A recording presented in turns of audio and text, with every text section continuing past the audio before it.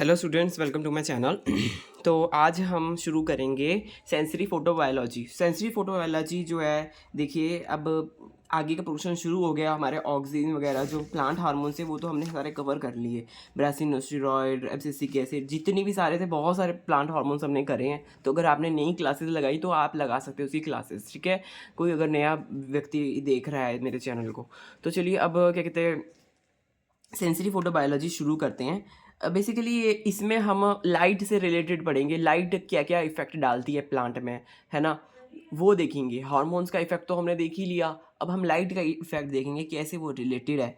तो तीन पिगमेंट्स होते हैं, एक होता है फाइटोक्रोम, एक होता है क्रिप्टोक्रोम, एक होता है फोटोट्रॉपिन, और एक और होता है जेट लूप। जेट लूप नाम का भी एक होता है। जो फाइटोक्रोम होता है वो बोथ रेड और फार रेड दोनों लाइट को वो क्या कहते हैं, वो करता है, एब्जॉर्ब करता है। और जो ये क्रिप्टोक्रोम है, क्रिप्टोक्रोम ये ब्लू लाइट को एब्जॉर्ब करते हैं। ब्लू लाइट की फोटो रिसेप्टर्स हैं जो ये सारे क्रिप्टोक्रोम, फोटोट्रॉपिन और जीट लूप, ये सारे के सारे ब्लू लाइट फोटो रिसेप्टर हैं।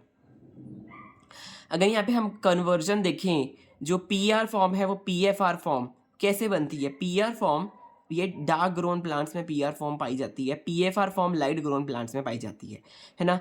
ऐसा क्यों है? क्योंकि देखिए फार रेड लाइट जो है वो फास्टली क्या कहते हैं, फास्ट तरीके से वो पी एफ आर में बदलती है। रेड पी आर जो है वो फास्ट तरीके से पी एफ आर में बदलते हैं और एक्टिव हो जाते हैं। जब वो एक्टिव हो जाते हैं फिर वो स्लोली वो क्या कहते हैं, एफ आर रेड में बदलते हैं।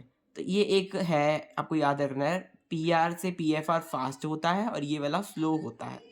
रेड लाइट की प्रेजेंस में पी एफ आर बनता है, फार रेड लाइट की प्रेजेंस में पी आर बनता है, ठीक है। ये आगे क्वेश्चंस बनते हैं इससे रिलेटेड काफ़ी सारे, तो उसमें ये हमें याद रखना पड़ता है। स्ट्रक्चर करें, अगर इसकी स्ट्रक्चर करें, डाइमर की फॉर्म में होता है। अभी हम फाइटोक्रोम की बात कर रहे हैं यहाँ पर। फाइटोक्रोम जो है डाइमर की फॉर्म में होता है और उसमें क्रोमोफोर होता है और एपोप्रोटीन होता है। एपोप्रोटीन एक प्रकार का होलो प्रोटीन है, होलो प्रोटीन। अगर टाइप्स की बात करें फाइटोक्रोम की, दो टाइप्स हैं, दो क्या कई सारी टाइप्स हैं। एक है 5A, 5B, C, D, E। जो 5A है वो टाइप 1 में आता है, टाइप 1। और टाइप 2 जो है वो 5B, C, D, E, ये सारे टाइप 2 में आते हैं। जो टाइप 1 वाला 5A है वो लाइट सेंसिटिव है। लाइट सेंसिटिव है मतलब लाइट की प्रेजेंस में वो चेंज हो सकता है, फोटो लेबाइल। तभी लाइट लेबाइल का मतलब है वो चेंज होना, उसका चेंज होना, ठीक है।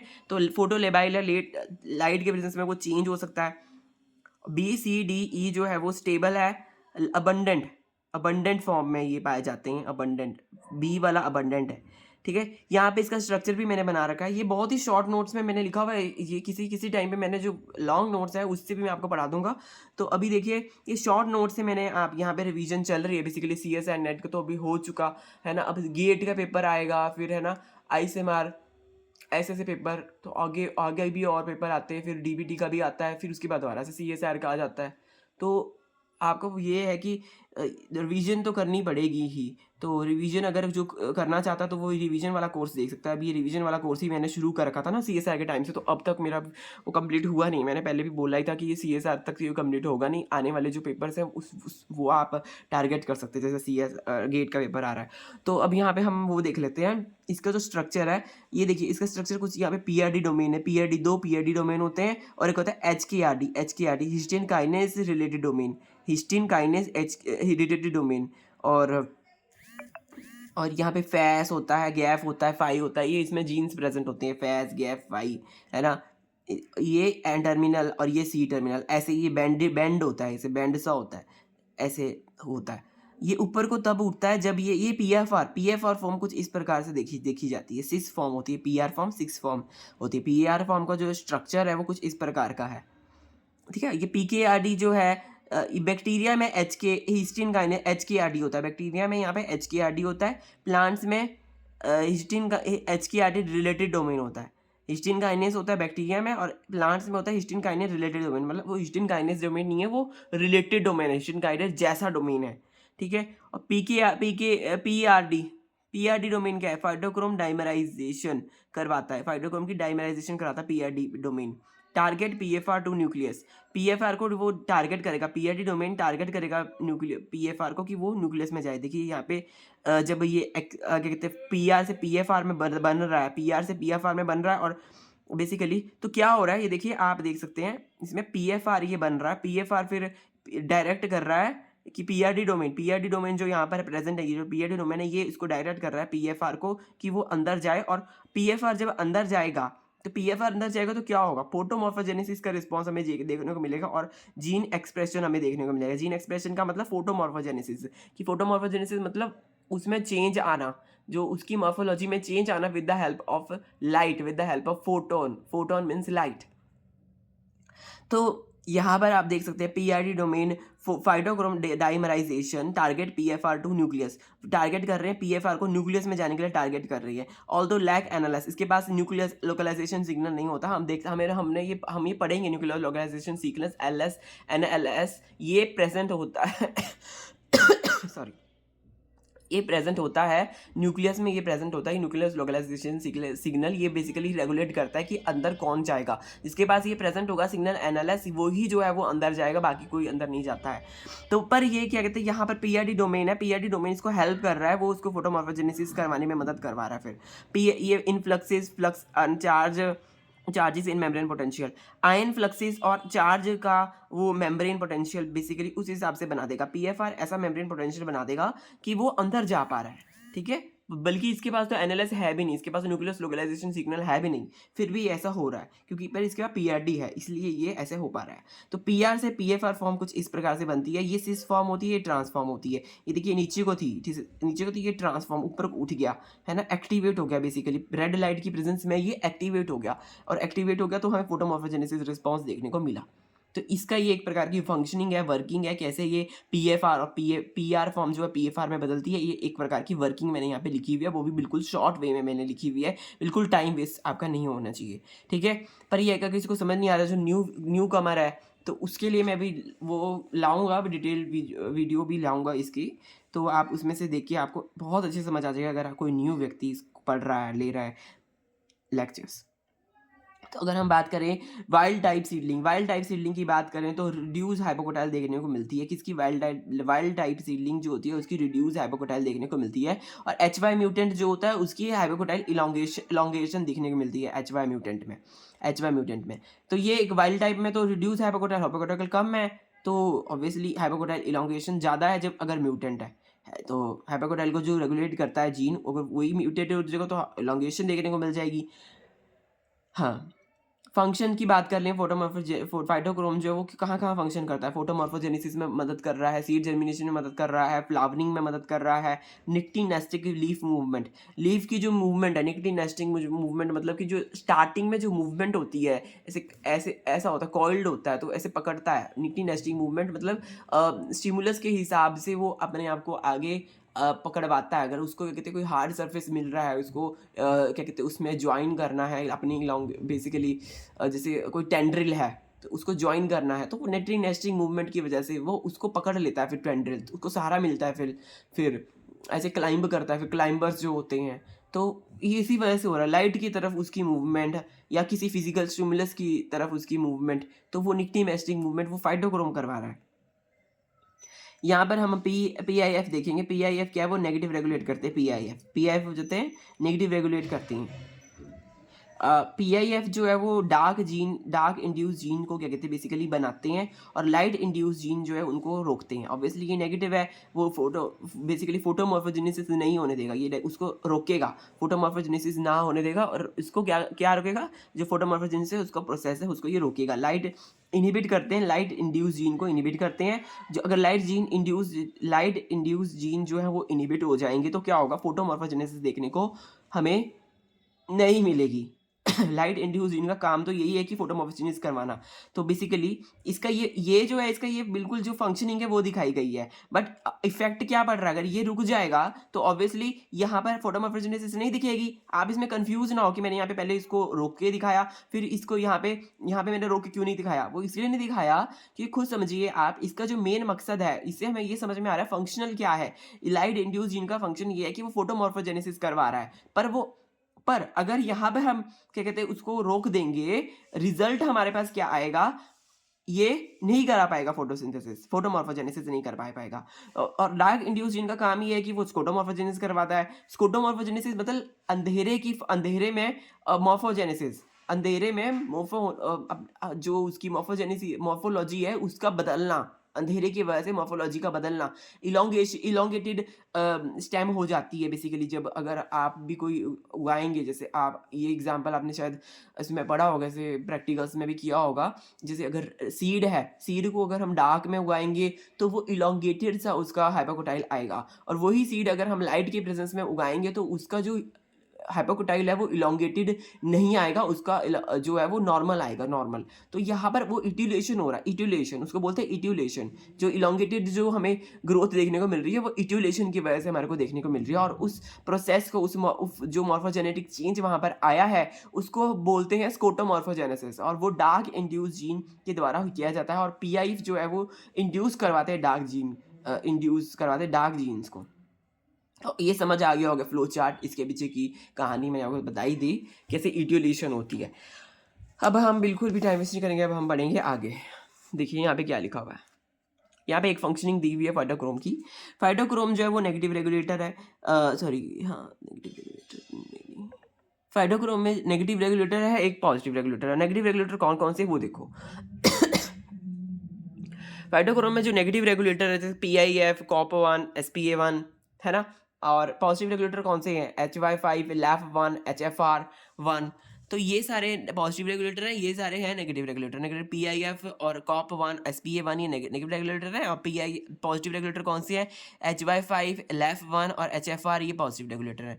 नेगेटिव रेगुलेटर्स क्या करवाते हैं, PIF, COP1, SPA1 के स्कोटोमॉर्फोजेनेसिस करवाते हैं, मतलब कि डार्क में ये काम करवाते हैं, डार्क इंड्यूस जीन को ये डार्क वाले जो जीन्स हैं उनको ये इंड्यूस करवाते हैं।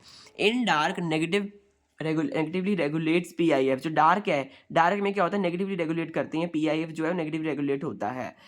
डिग्रेडेड HY5 एक प्रकार का ऑब्वियसली वो हमारे को पॉजिटिव रेगुलेटर की तरह काम कर रहा है, तो उसको ये खत्म करेगा। जो डार्क इंड्यूस जीन्स है वो HY5 को खत्म करेंगे, जिसकी वजह से HY5 अगर खत्म हो जाएगा तो क्या होगा, फोटोमॉर्फोजेनेसिस हमारे को जो है वो इनहिबिट हो जाएगी, फोटोमॉर्फोजेनेसिस इनहिबिट हो जाएगी, हमें देखने को ही नहीं मिलेगी फोटोमॉर्फोजेनेसिस।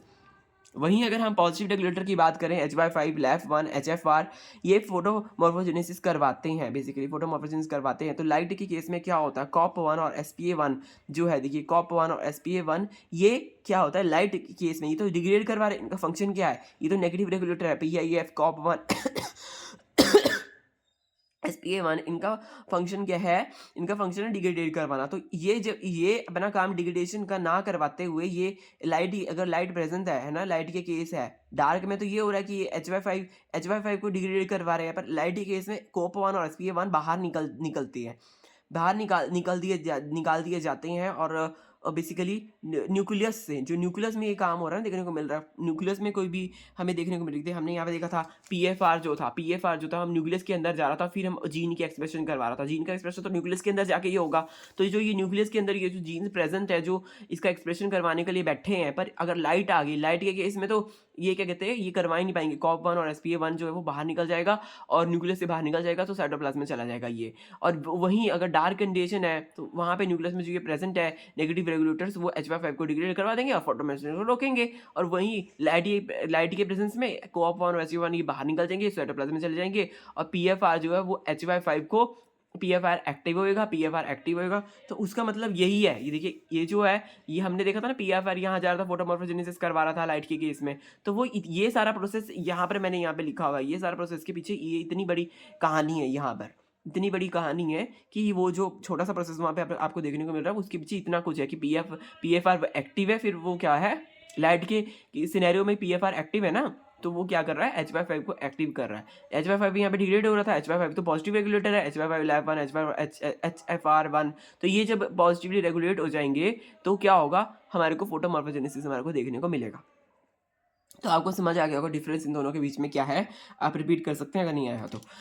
अब हम देखते हैं शेड अवॉइडेंस में क्या होता है, R upon red light upon far red light जो है वो लो होती है, शेड अवॉइडेंस फॉर्म होता है, शेड अवॉइडेंस में हम देखने को मिलता है। और PFR जो है, रेड लाइट में PR बनेगा, फार रेड में बनेगा PFR।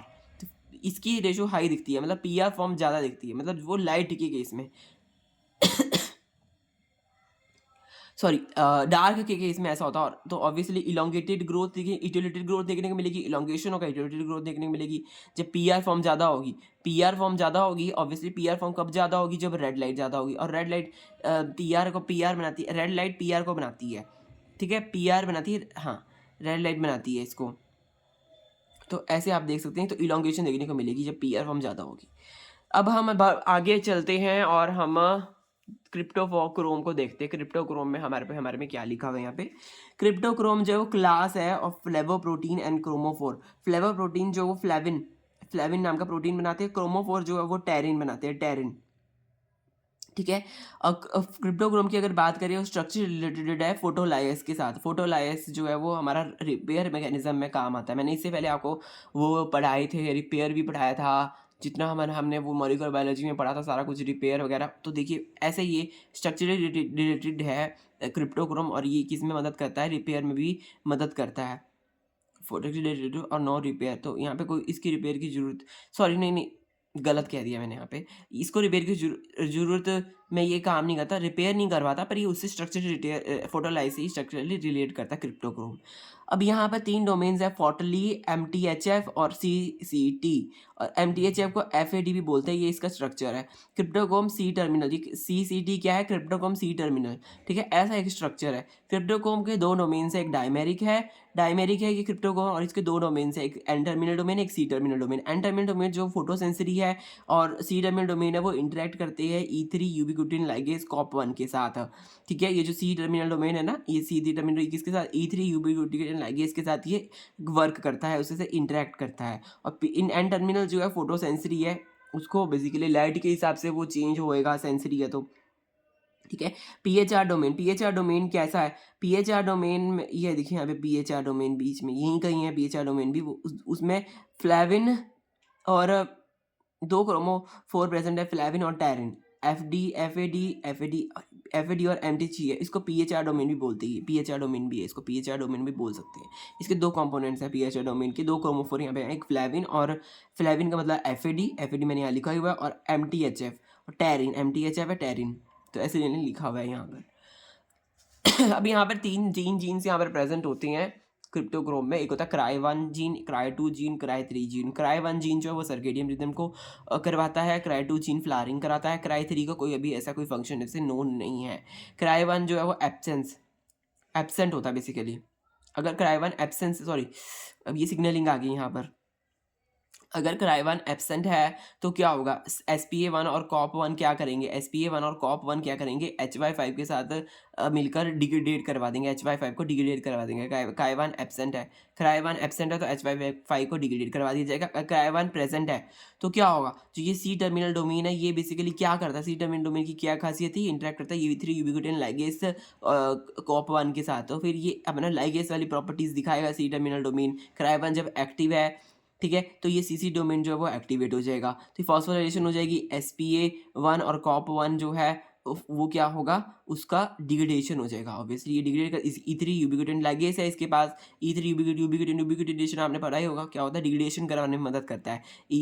जो सी टर्मिनल डोमेन है, सी टर्मिनल डोमेन के पास E3 यूबिक्विटिनेशन लाइगेज है, तो वो SPA1 और COP1 को डिग्रेड करवा देगा। HY5 फिर फ्री रहेगा, HY5 फ्री रहेगा तो ट्रांसक्रिप्शन करवाएगा और फोटोमॉर्फोजेनेसिस देखने को मिलेगी। तो देखिए कितना क्विकली मैंने आपको अच्छे से समझा दिया है। अब हम ना, लेट मी सी आगे हमारा क्या है,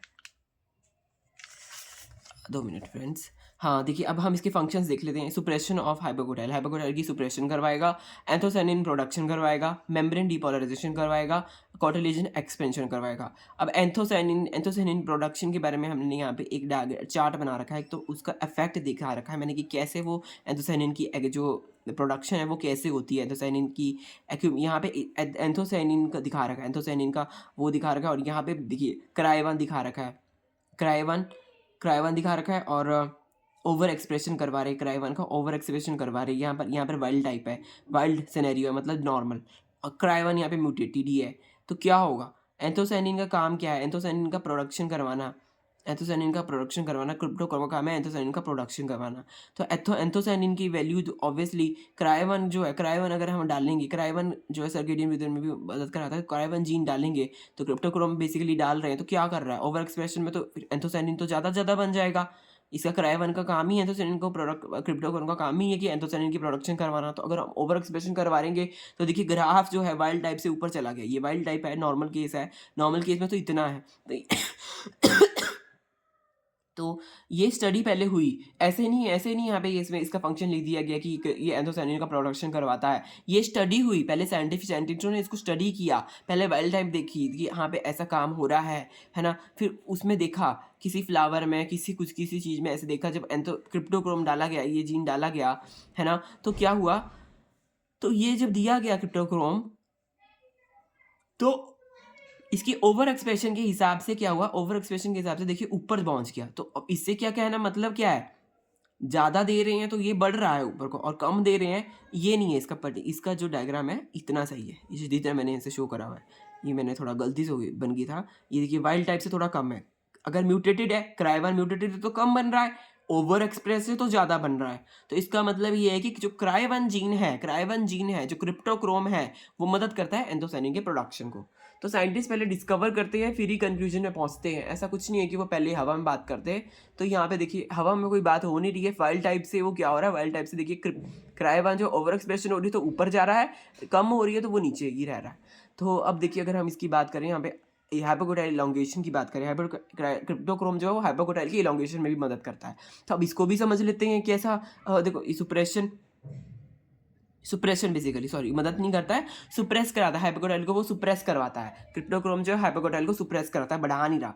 ये मैंने थोड़ा गलत बोल दिया, देखिए यहाँ पे लिखा है सुप्रेस करवाना। अब यहाँ पे हम वो देखेंगे वाइल्ड टाइप के केस में, देखिए नॉर्मल केस है, ओवर एक्सप्रेस करवा रहे हैं तो कम हमारे को मिल रहा है, वाइल्ड टाइप से कम मिल रहा है। तो यहाँ तो ओवर एक्सप्रेस करवा रहे हैं, देखिए यहाँ पे तो ज़्यादा मिल रहा था क्योंकि ये बढ़ रहा था। तो ऑब्वियसली अगर कम करवा रहा है तो हाइपोक्रोटाइल इलॉन्गेशन को अगर सुप्रेस करवाया जा रहा है यहाँ पे, तो ऑब्वियसली तो कम मिलेगा। देखिए सुप्रेस करवा रहा है क्योंकि क्रिप्टोक्रोम का ये फंक्शन है कि वो सुप्रेस करवा रहा है, तो देखिए इसलिए ओवर एक्सप्रेशन करवा रहे हैं। अगर इसका क्रिप्टोक्रोम का क्राई1 जीन का अगर ओवर एक्सप्रेशन करवा रहे हैं तो हाइपोक्रोटाइल के हिसाब से वो क्या कर रहा है, कम एक्सप्रेशन लेके आ रहा है। और वहीं अगर म्यूटेटेड है, उसको रोकने वाला कोई नहीं है, तो बहुत सारा सुप्रेशन हमें तो हमें कोई सुप्रेशन देखने को मिल ही नहीं रहा। तो हाइपोक्रोटाइल जो है वो बढ़ रही है, हाइपोक्रोटाइल की इलॉन्गेशन ज़्यादा हो रही है।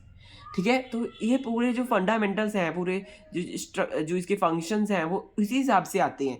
तो इसके फंक्शन क्या है, एक बार फिर से देख लो। सुप्रेशन करवाना, हाइपोक्रोटाइल की सुप्रेशन करवाना, और क्या करवाना, और एंथोसायनिन का प्रोडक्शन करवाना। ठीक है, एंथोसायनिन का प्रोडक्शन करवाना, और क्या करवाना, और क्या करवाना, ये देखिए कॉटिलिडन एक्सपेंशन करवाना, कॉटिलिडन का एक्सपेंशन करवाना।